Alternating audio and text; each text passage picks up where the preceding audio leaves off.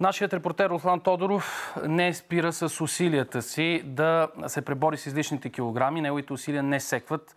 Този път Руслан опитва с бокс. Наистина е много упорит. Как прави това, ще разберете от следващия материал. Не се отказва. Поздравление!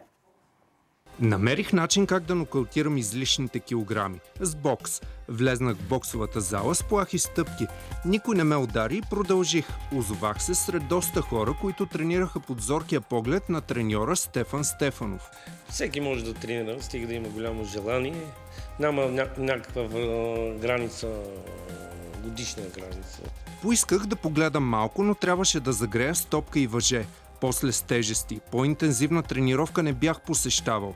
Още при загряването щях да издъхна. Колко трябва една тренировка по бокс? 45-50 минути съвсем нормално една тренировка. А колко калории може да загуби човек за една тренировка?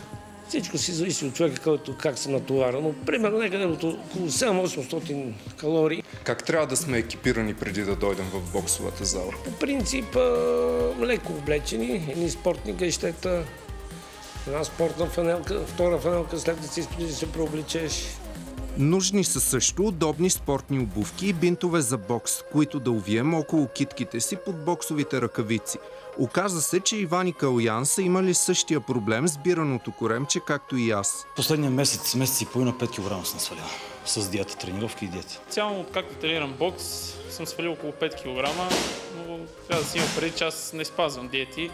Всичко това е породено от много тренировки. Ако си мислите обаче, че натоварвате само тялото си, бъркате.